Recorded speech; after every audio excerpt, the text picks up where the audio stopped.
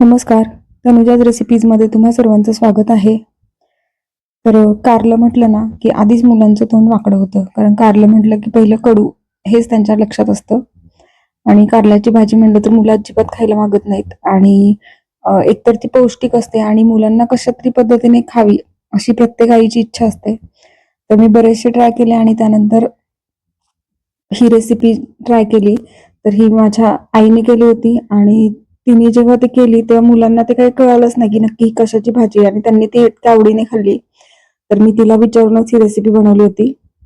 तर सर्व साहित्य आधी घेतलं होतं आणि कारलं जे आहे ना तर ते मी किसून घेतलं होतं, त्यामुळे ते मुलांना कळलंच नाही की ही भाजी कशी. थोडासा कडवटपणा असतो, पण त्यांना सांगितलं ना की ठीक आहे, थोडीशी कडवट आहे भाजी, पण भाजी टेस्टी आहे. नाव नाही लगेच सांगितलं, खाल्ल्यानंतर त्यांना सांगितलं होतं ते.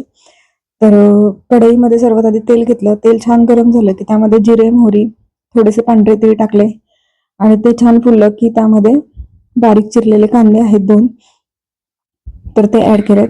आणि कांदा अगदी छान सॉफ्ट होईपर्यंत आपल्याला परतून घ्यायचा आहे. एक 3 ते 4 मिनिट आपल्याला कांदा छान असा परतून घ्यायचा आहे. तर तुम्ही या पद्धतीने एकदा ही रेसिपी ट्राय करा आणि मुलांना खायला द्या. अजिबात कळणार नाही की ही भाजी कारल्याची आहे. इतकी टेस्टी अशी भाजी लागते ही. तर कांदा थोडासा सॉफ्ट झाला की त्यानंतर त्यामध्ये आलं, लसूण, कोथिंबीर आणि हिरवी मिरची, खोबरं, तर हे सर्व जे आहे तर ते बारीक अगदी केलं मिक्सरला आणि त्याची पेस्ट टाकली आहे आणि ती पण तेलामध्ये थोडीशी परतून घेतली आहे. सुरुवातीलाच तेलामध्ये टाकलं ना तर खोबरं असल्यामुळे ते थोडंसं जळण्याची शक्यता असते, त्याची चव पण बदलते. त्यामुळे मी कांदा आधी टाकते आणि बऱ्याच वेळेला अशी पेस्ट आहे तर ती नंतर टाकते. आणि आता आपल्याला ही सर्व जे मिश्रण आहे तर ते छान एक 2-3 मिनिट आपल्याला परतून घ्यायचंय. आणि कांदा पण अगदी त्याचा रंग बदलेपर्यंत आपल्याला परतायचा आहे. पण बाकीचे मसाले वगैरे टाकेपर्यंत कांदा अगदी छान असा परतला जातो. तर 1-2 मिनिट आपल्याला हे सर्व मिश्रण आहे तर ते चांगलं परतून घ्यायचंय. सगळं सगळं जे आहे मिश्रण ते छान एकत्र मिक्स झालं पाहिजे आणि त्यानंतर आपल्याला त्यामध्ये मसाले टाकायचे. तर हा घरी बनवलेला जो कांदा लसूण मसाला असतो तर तो टाकलाय. तर तिखट तुम्ही तुमच्या आवडीनुसार कमी जास्त करू शकता आणि आपलं जे तिखट मसाला जो आहे तर तो कितपत तिखट आहे त्यानुसार आपण टाकू शकतो. तर मी 1-2 चमचे इतकं टाकलंय. त्यानंतर हळद पावडर आहे आणि धने जिरे पावडर आहे. धने आणि जिरे तर ते भाजून एकत्र त्याची पावडर केली आहे तर ती आहे आणि कश्मीरी लाल मिरची पावडर आहे. आणि आता हे सर्व जे मिश्रण आहे तर ते छान मिक्स करून घेते. मसाले चांगले कोरडे मिक्स करायचे आणि चवीपुरतं मीठ. तर सर्व जे मसाले आहेत तर ते छान एकत्र झाले पाहिजेत, मिक्स करून घ्यायचे, परतून घ्यायचे चांगले. आणि त्यानंतर बारीक चिरलेली कोथिंबीर तर ती पण ऍड केली आणि चिंच आहे थोडीशी आणि गूळ तर ते ऍड केले. आणि कधी कधी वाटणामध्ये तुम्ही जरी चिंच आणि गूळ एक घेतलं तरी पण चालेल. जे आलं लसूण कोथिंबीर आणि खोबरं आहे त्याच्या वाटणामध्ये तरी त्याची टेस्ट छान येते. किंवा चिंचेचा कोळ असेल तर तो पण कधी कधी मी टाकते. आता हे सर्व जे मिश्रण आहे तर ते चांगलं परतून घ्यायचंय. आणि सगळे कोरडे मसाले जे आहेत तर ते थोडेसे खाली लागू नयेत म्हणून अगदी थोडंसं पाणी टाकलं, 1-2-3 चमचे इतकं.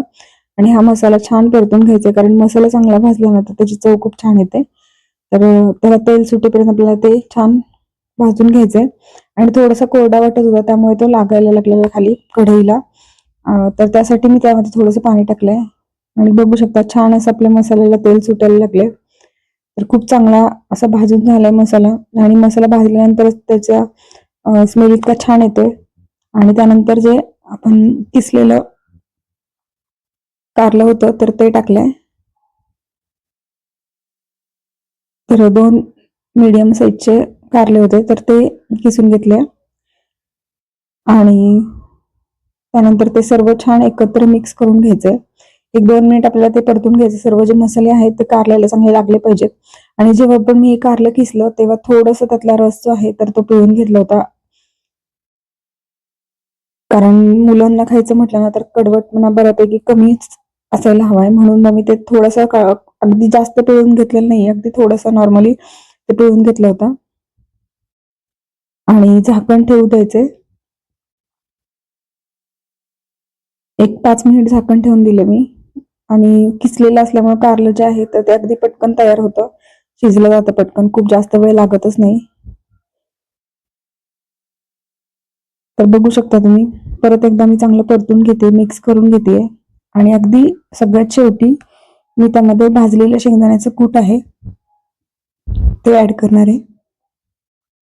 तर अजून 2-3 मिनिट आपल्याला हे शिजू द्यायची भाजी, तर त्यासाठी मी त्यावर झाकण ठेवून दिलं होतं आणि बघू शकता भाजीचा रंगही बदललाय. अगदी छान अशी टेस्टी भाजी अशी तयार झाली आहे.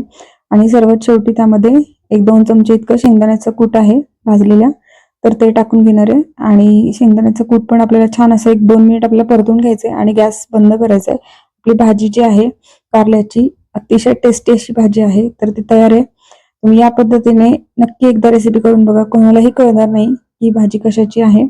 आणि मुलांना जर नाही सांगितलं ना तर मुलं आवडीने खातात आणि खाल्ल्यानंतर त्यांना जेव्हा कळतं ना की आपण कारल्याची भाजी खाल्ली आहे आणि ते आपल्याला समजले नाही, तर त्यांना खूप छान वाटतं की आपल्याला ही पण भाजी आवडू शकते. कारण मुलांना नाव सांगितलं ना कीच बऱ्याचशा भाज्यांना मुलं नाही म्हणतात. त्यामुळं असंच वेगवेगळ्या पद्धतीने तुम्ही रेसिपी नक्की ट्राय करा. तर आजची रेसिपी तुम्हाला आवडली असेल तर रेसिपीला नक्की लाईक करा, कमेंट करा, शेअर करा आणि तनुजाच रेसिपीला सबस्क्राईब केलं नसेल तर नक्की सबस्क्राईब करा आणि बेल आयकॉनवर क्लिक करा, जेणेकरून येणाऱ्या ज्या नवीन नवीन रेसिपीज आहेत तर त्याच्या नोटिफिकेशन तुम्हाला सर्वात आधी मिळतील. तर बघू शकता थोडीशी कोथिंबीर मी वरून टाकली आहे सजावटीसाठी.